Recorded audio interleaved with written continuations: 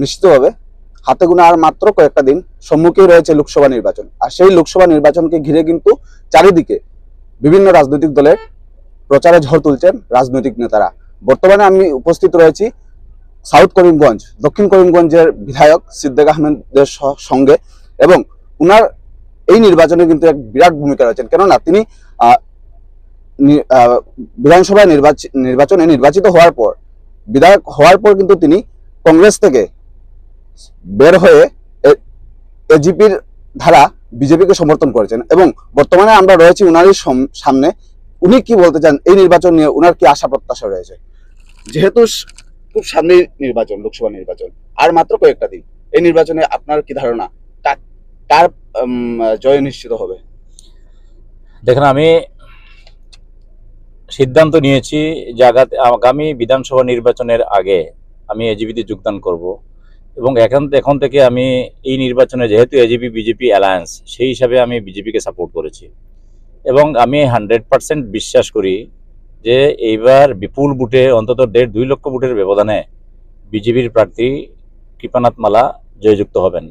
কারণ হলো যে বিজেপির যেটা vote bank, Hindu vote bank, Bangali হিন্দুরা সবাই বিজেপির পক্ষে ভোট দিচ্ছেন, একটা ভোটও অন্য এরফের হচ্ছে না।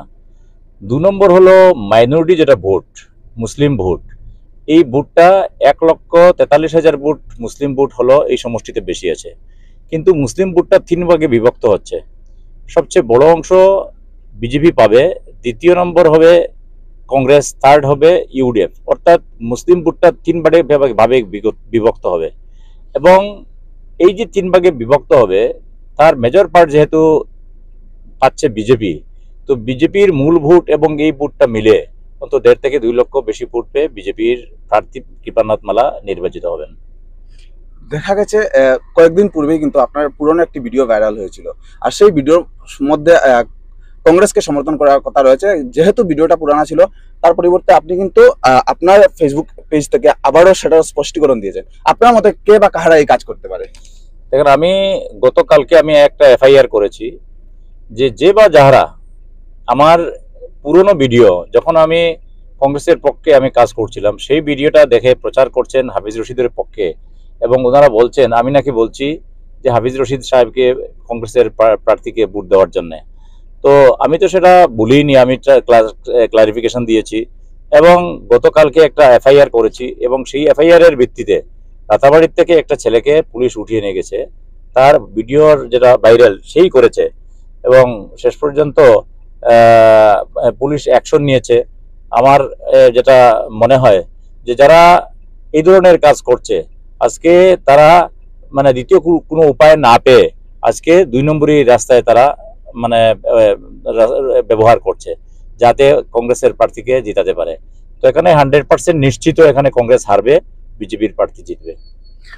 আপনি কংগ্রেসের হয়ে কিন্তু লোকসভা নির্বাচনে প্রতিদ্বন্দ্বিতা করেছিলেন, লোকসভা নির্বাচনে বিজয়ী হয়েছে, কিন্তু তারপরেও আপনি হঠাৎ করে কেন কংগ্রেস দল ত্যাগ করলেন? দেখেন, বর্তমান সমগ্র ভারতবর্ষে কংগ্রেসের অবস্থা খারাপ। আসামে কংগ্রেস প্রায় নিশ্চিহ্ন হতে চলেছে। কংগ্রেসের যেটা দুর্নীতি, আপনি খবর নেবেন যে যারা কংগ্রেসের টিকিট চেয়েছিলেন, তারা প্রত্যেকের কাছ থেকে কংগ্রেসের লিডাররা যে পরিমাণে টাকা সংগ্রহ করেছেন, এরা একটা পদাধিকারী পেতে গেলেও, ধরেন ডিস্ট্রিক্ট কংগ্রেসের কোনবা হয়তো প্রেসিডেন্ট হবে, তার কাছ থেকে বড় অঙ্কের টাকা নেওয়া হয়, কোনবা জেনারেল সেক্রেটারি হবে, তার কাছ থেকে টাকা নেওয়া হয়, ব্লক কংগ্রেস প্রেসিডেন্ট হবে, তার কাছ থেকে টাকা নেওয়া হয়।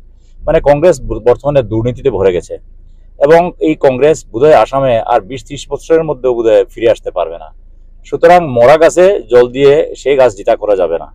যার জন্যে আমি দেখেছি যে আসামে হেমন্ত বিশ্ব শর্মা সাহেব যেভাবে উন্নয়ন করছেন, সমগ্র আসামকে অনেক উপরে নিয়ে গেছেন, এবং আমার বিশ্বাস যদি হেমন্ত বিশ্ব শর্মা আরো 10 বছর আগে আসামের মুখ্যমন্ত্রী হতেন, আসাম হয়তো ভারতবর্ষের অন্তত 2-3টা উন্নত রাজ্যের মধ্যে একটা রাজ্য হয়ে যেত। আসাম আজকে অনেকটা এগিয়ে গেছে। আপনি যদি যান গুয়াহাটি, দেখবেন গুয়াহাটির উন্নয়ন। আপনি যদি প্রত্যেক সমষ্টিতে যান, প্রত্যেক ডিস্ট্রিক্টে যান, দেখবেন একটা আকাশ পাতাল একটা ডিফারেন্স আগের তুলনায় বর্তমানে হয়ে গেছে। সুতরাং একটা উন্নয়নকামী মানুষ, যে দিন রাত 24 ঘন্টা কাজ করে, আজকে সে ধরনের একজন মানুষকে আমরা এগিয়ে নিয়ে যাওয়া দরকার। এবং তার জন্য তার সাথে আমরা যোগ দিয়েছি। এবং আমার বিশ্বাস যে হেমন্ত বিশ্ব শর্মার নেতৃত্ব সমগ্র ভারতবর্ষকে একটা ভালো মানে পথ দেখাবে, যার জন্য আমরা বিজেপিকে মানে হেমন্ত বিশ্ব শর্মাকে সাপোর্ট দিয়েছি।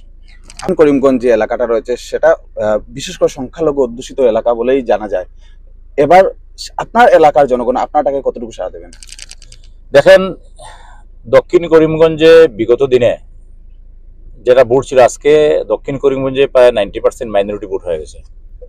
এবং আমি দক্ষিণ করিমগঞ্জের প্রতিটি অঞ্চলে আমি ঘুরে বেড়াচ্ছি। তো দক্ষিণ করিমগঞ্জের যেটা যে পরিধি সর্ববৃহৎ একটা অঞ্চল এবং সবচেয়ে বড় একটা মাইনরিটি মানে ভোট এই দক্ষিণ করিমগঞ্জে আছে। মাইনরিটি ভোটাররা কোনো সময় বিজেপিকে ভোট দেয়নি, এবার হয়তো প্রথম ভোট দেবে। এবং গত দুদিন আগে যখন মুখ্যমন্ত্রী মিটিং করেছেন নিলামবাজারে, আপনারা নিশ্চয়ই দেখেছেন, অন্তত 25 থেকে 30 হাজার মুসলিম মানুষ এই মিটিংয়ে যোগদান করেছেন। তো আমি বিশ্বাস করি যে দক্ষিণ করিমগঞ্জে একটা ভালো সংখ্যক ভোট, অর্থাৎ মেজরিটি ভোট আমরা মাইনরিটি ভোট বিজেপির পক্ষে দিয়ে আমরা মুখ্যমন্ত্রীর হাত আমরা মজবুত করব, এটাই আমার বিশ্বাস। ধন্যবাদ। আমরা এই মুহূর্তে দক্ষিণ করিমগঞ্জের বিধায়ক সিদ্দিক আহমেদ কাছ থেকে জানলাম যে কিভাবে ওনার যে দক্ষিণ করিমগঞ্জ বিধানসভা রয়েছে, বিধানসভার লোকসভা নির্বাচনে কার পক্ষে জনতা যাচ্ছেন, জনতার কি আশ্বাস রয়েছে এবং উনিও কিভাবে কিসের জন্য কংগ্রেস দল ত্যাগ করে বিজেপিকে সমর্থন করছেন। ধন্যবাদ।